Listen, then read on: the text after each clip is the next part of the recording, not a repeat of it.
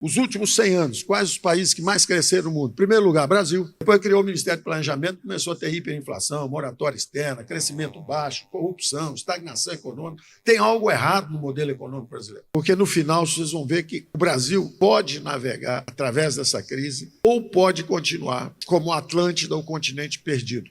E você entende o que acontece agora, o que está acontecendo. Depois desse longo ciclo, o mundo estava indo em altíssima velocidade, só que a política não estava preparada para tratar disso. Eu vou tratar um tema que eu espero que permita a todos uma percepção geral do que está acontecendo. Eu considero isso realmente importante, porque no final vocês vão ver que o Brasil pode navegar através dessa crise ou pode continuar como Atlântida, o continente perdido. Se você pegar qualquer livro de introdução à macroeconomia, pega lá Gregory Mankiw, Introdução à Macroeconomia, pega a edição do ano 2000. Os últimos 100 anos, quais os países que mais cresceram no mundo? Em primeiro lugar, Brasil. De 1900 até 2000, a maior economia do mundo. O Brasil trazia gente do mundo inteiro, crescia 7,3%, 7,2%, 7%. Recessão era 3,5% de crescimento. E todo imigrante que chegava já montava uma pequena indústria, peixe, já montava uma fábrica de café, já fazia sua fazenda, sua pequena propriedade. Então, o Brasil, quando não tinha Ministério de Planejamento, crescia muito mais do que todo mundo que tinha planejamento. Depois criou o Ministério de Planejamento, começou a ter hiperinflação, moratória externa, crescimento baixo, corrupção, estagnação econômica.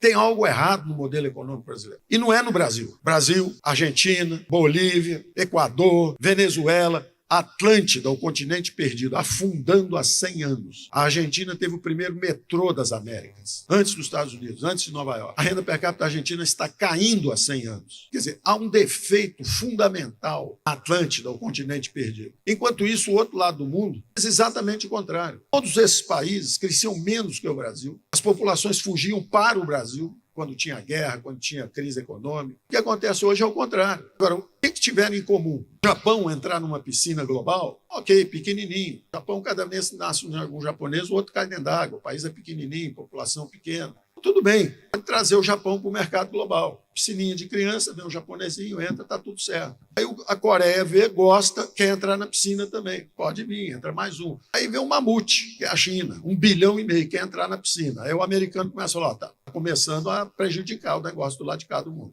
Então, os economistas chamam do teorema do Stolper-Samuelson.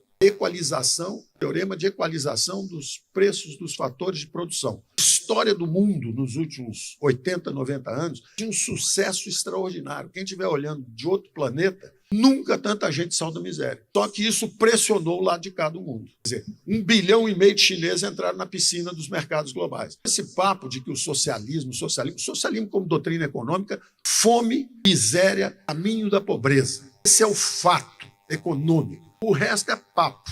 As economias de mercado tiraram o mundo da miséria. Estão fazendo isso há milênios. Primeiro era os fenícios, volta mais. Primeiro era os sumérios. Se você pegar o de Hammurabi, tem lá dados básicos de propriedade privada. Ovelhas, cabritos, camelos, quem tem tanto. Se pegar os libaneses, hoje, na época eram os fenícios, rodava aquele Oriente Médio todo, rodava aquele Mediterrâneo todo lá. Foi a primeira grande globalização. Uma história de inclusão, é um algoritmo de cooperação humana. É incontornável, é irreversível. Da mesma forma que nós aprendemos a nos comunicar, caiu um raio um dia, um sujeito ofereceu uma pele de cabrito para o outro disse que não, pediu 2, e aí eles fizeram a primeira troca voluntária. Isso está acontecendo há milênios. Todos esses impérios subiram e desceram em cima de comércio. Todos. Atenas era cosmopolita, deu a guerra para Esparta, que era militarista. O mundo retrocedeu. A história da humanidade é uma história de progresso, ascensão, queda. O Império Romano, direito constitucional inglês, nós fomos evoluindo para 2 grandes algoritmos, democracia e mercado. Aí você entende o que acontece agora, o que está acontecendo. Depois desse longo ciclo de globalização, que foi a reconstrução do mundo no pós-guerra, que praticamente engoliu o mundo inteiro nessa grande engrenagem, houve uma festa. Um baile funk, foi até 2, 3 da manhã. O mundo inteiro participou dessa festa por 60, 70, 80 anos. O Brasil estava na clínica de recuperação, junto com os hermanos argentinos, venezuelanos, está todo mundo na clínica de recuperação. Nós voltamos da clínica de recuperação, que é agora, são 4 horas da manhã, está todo mundo bêbado, começou um tiroteio no baile funk, a polícia chegou e está prendendo todo mundo. Essa é a situação atual do mundo. Mas vocês vão conseguir encaixar cada peça. Por exemplo, é a guerra Rússia e Ucrânia. Quem foi o grande perdedor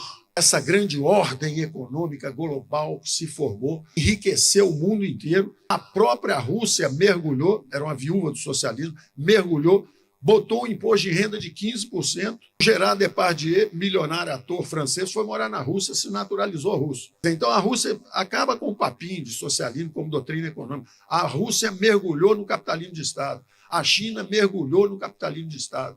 Um país inovador, um país competitivo. Peguem o livro publicado por um prêmio Nobel de Economia, Ronald Coase, Como a China se tornou capitalista. São duas Chinas, uma China implodindo devagar, símbolo Pequim, constrói uma cidade inteira, a cidade fica vazia, tem mato, cachorro andando para um lado para o outro, uma opção de empresa estatal dando prejuízo, setor bancário quebrado. E tem a outra China, dinâmica, tecnológica, fazendo portos no mundo inteiro, infraestrutura de comunicação, rota da seda. Essa é a China que cresceu e o símbolo é Xangai, subindo. Era altamente positivo, baile funk, 4 horas da manhã, tiro para todo lado, a China está parando também, os investimentos estão caindo. A China não é essa maravilha, você só não escuta o som, porque se reclamar muito, o sujeito desaparece. Então, o que está em crise não é a economia de mercado. O grande vencedor do último século foi o capitalismo, que integrou o mundo inteiro e que tem um tênis Nike feito em Vietnã, que a química de materiais é desenhada na Alemanha, o design é feito na Itália, o couro vem do Brasil, você só monta em Taiwan, em Vietnã. E para trazer aquilo do Brasil são 30 centavos de dólar. E aí vocês começam a entender o que está acontecendo. Enquanto casa que tem pão, que não tem pão, todo mundo briga, ninguém está razão. Enquanto o mundo estava subindo, o mundo está celebrando, festejando. Só nós é que estamos na bagunça aqui, na clínica de recuperação. O mundo está crescendo. A história do mundo é uma história de crescimento de 80, 90 anos. Todo mundo se reconstruindo. As vítimas da Segunda Guerra Mundial, as viúvas do socialismo, 1,5 bilhão de indianos, 1,5 bilhão de chineses, 300 milhões de indonésios, todo mundo enriquecendo. Visita o Vietnã, visita o Afeganistão, já estão achando petróleo, Azerbaijão, o Uzbequistão, todo mundo furando poço, achando petróleo, comercializando, está todo mundo saindo da miséria. De repente, começa a guerra comercial dos Estados Unidos e China. Tem um elefante querendo entrar na piscina de criança. Começou a pressionar os salários no Ocidente. A classe média começa a se sentir abandonada. Os salários não sobem na França. Os salários não sobem na Grécia, os salários não sobem na Itália, os salários não sobem nos Estados Unidos. A Bolsa sobe, como é um país capitalista, todo mundo tem dinheiro na Bolsa, todo mundo está feliz. Na hora que a Bolsa acaba, para a música. Então, bastou a Bolsa cair 1 ou 2 vezes, foi pânico no Ocidente. Então, o Teorema de Stolper-Samuels diz isso. Toyota custava $10 mil. Quando eu era jovem, os carros, o sonho americano, o sonho de jovens era ter carro. E carro americano era o que todo mundo achava bonito, era Cadillac, Oldsmobile, rabo de peixe, Mustang, era só carro bonito, marca americana. Sumiu esse negócio. Acabou. O preço dos carros americanos é 60, 70, 80 mil dólares. O carro japonês é 10 mil dólares. Esse é o teorema de equalização dos fatores de produção, dos preços dos fatores. Os carros começam a subir, começa o comércio global, começa a cair o preço do carro americano, várias indústrias começam a fechar, perder empregos industriais, a desindustrialização do Ocidente, a inundação de bens industriais que vem da China. Quer dizer, e na China, na Coreia, no Japão, os preços começam a subir, os salários começam a subir, o bem-estar, e isso em toda a cadeia produtiva. No sul do Brasil, lá no Vale dos Sinos, todo mundo fazendo sapato, calçado, bolsa, começa a fechar, os próprios empresários gaúchos começam a levar as fábricas para a China e começam a exportar o sapato para cá de volta. Enquanto isso, nós botando IPI, ICMS, imposto, fazendo o contrário de tudo que eles estão fazendo. Eles mergulham nos mercados globais, nós fechamos nossa economia. Eles não têm impostos, sindicato, previdência social, nada. Nós com impostos, encargo trabalhista, tudo. Então, é o caminho da miséria. Eles entenderam e começaram a aprender e subir. E o Ocidente, ao contrário. Gato gordo. Quer se aposentar aos 14 anos de idade, quer ganhar 18 salários, trabalhando 3 dias por semana. O Ocidente começou a sentir pressão dessa competição global. O capitalismo é um sistema que gosta de equalizar, de dar oportunidade para quem quer trabalhar mais, quem quer estar disposto ao sacrifício. E o Ocidente começou a ficar em desconforto. E aí você começa a entender tudo. Os conservadores falam, para essa onda de imigração, estão prejudicando nossos empregos. E são conservadores falando, vamos parar as imigrações. Ora, o mundo era um mundo cada vez mais liberal, indo em direção à prosperidade para toda a espécie, um mundo só, tudo integrado, sem fronteiras, um ritmo de progresso alucinante. De repente você começa um recuo. Por quê? Porque a receita socialista, enquanto eles adotaram a receita capitalista do lado de lá como vítimas do socialismo como doutrina econômica, nós fizemos exatamente o contrário. A nossa afluência, a nossa riqueza, entre aspas, do Ocidente, começou a dar mau exemplo, particularmente a Atlântida, o continente perdido, que não é da variante anglo-saxônica, ele é da variante continental, Europa continental, Europa ibérica, que era justamente onde o capitalismo tinha penetrado menos. Nós tentamos virar um estado do bem-estar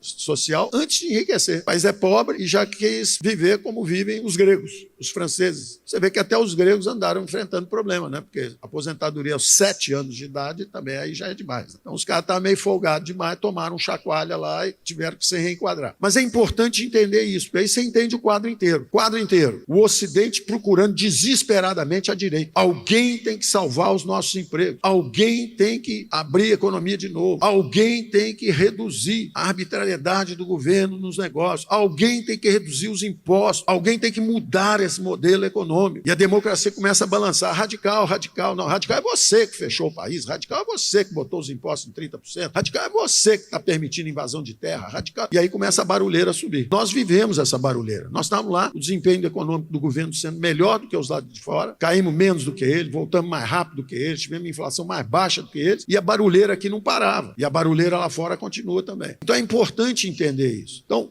simples entender, uma onda de direita varrendo o mundo, ganhando em toda parte, eu disse. Ganha na Hungria, você, extrema-direita na Hungria, é direita, ganha na Polônia.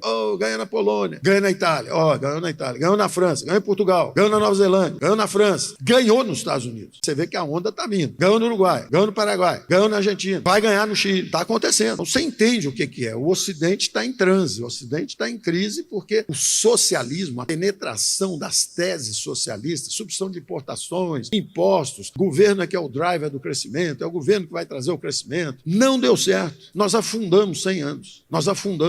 E o outro lado do mundo, a Ásia, fez exatamente o contrário. Abraçou o modelo ocidental e foi com tudo, e o negócio subindo. Encaixamos um pouco desse desconforto e do que está acontecendo agora. E não para tão cedo, tá? Sabe que hora que vai parar? Quando a China virar para o irmãozinho, que é a Rússia, e falar assim, se comporta porque eu não estou conseguindo namorar mais ninguém no bairro. Você está fazendo uma bagunça tão grande que está atrapalhando os meus negócios. Porque o maior comerciante do mundo hoje é a China. É o capitalismo mais agressivo do mundo hoje. Salário baixo, subsídio, é um negócio de doido. Além da eficiência natural, porque os caras trabalham muito, tem custo barato, 1,5 bilhão de pessoas querendo se integrar aos mercados globais. Então é importante entender isso, porque senão fica parecendo que é uma desordem, que o mundo vai acabar. Não vai acabar. O mundo estava indo em altíssima velocidade, só que a política não estava preparada para tratar disso. A política vem depois do povo. Da mesma forma que são os estados, é o mais Brasil e menos Brasília, são os estados que estão agindo, e quanto mais recursos eles tiverem, mais a ação está próxima do povo. Uma federação feita de baixo para cima, como era os Estados Unidos, 13 colônias, cada um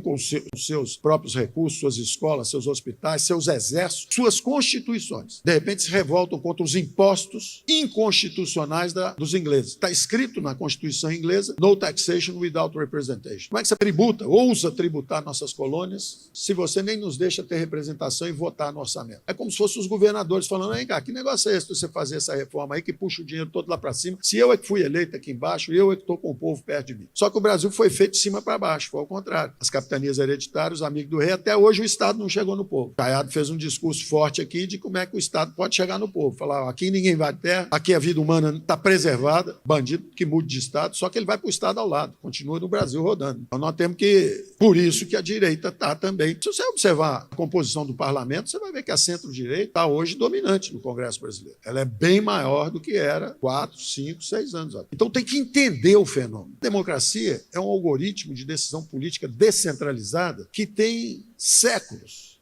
milênios, 2,5 milênios já, desde Péricles, que foi o auge do mundo grego. Você tem que apostar nesse sistema, não tem outro. É esse mesmo, é o que o Churchill dizia. Pior tirando todos os outros. Tirando todos os outros, ele é o pior. Mas tirando todos os outros. Então nós temos que... É isso, cada um dentro das 4 linhas. Quem sair das 4 linhas, os outros poderes têm que juntar e remeter de volta. Essa é a virtude do sistema, é corrigir os excessos. E do outro lado, a economia de mercado. É a mesma coisa. É a desconcentração do poder econômico. É a competição, a abertura da economia, impostos mais baixos. Então o caminho é conhecido. O caminho da prosperidade é conhecido. Todo mundo sabe qual que é o caminho. Menos o continente perdido da Atlântida. Agora vai começar a corrigir. E aí começa a surgir as figuras conservadoras, mas que estão tentando desesperadamente ir nessa direção nova. Eu fico por aqui. O Brasil tem um futuro pela frente que é incontornável, uma nação emergente que vai ser a segurança alimentar do mundo, a segurança energética da Europa, a segurança digital. Vocês têm que pensar no seguinte, é o quarto maior mercado de penetração digital. Então a gente carrega esses negocinhos aqui, só que isso aqui bebe muito mais energia do que a economia antiga. Quem vai fazer os centros de processamento de dados? Quem vai fazer esses centros de processamento de dados que usam muita energia? Se tiver energia limpa e barata, tem que conversar com a gente. É só termos consciência disso e não repetirmos os erros que a América Latina tem cometido, que são os seguintes: autossabotagem, ação por despreparo, por ignorância, por militância política, em vez de pragmatismo.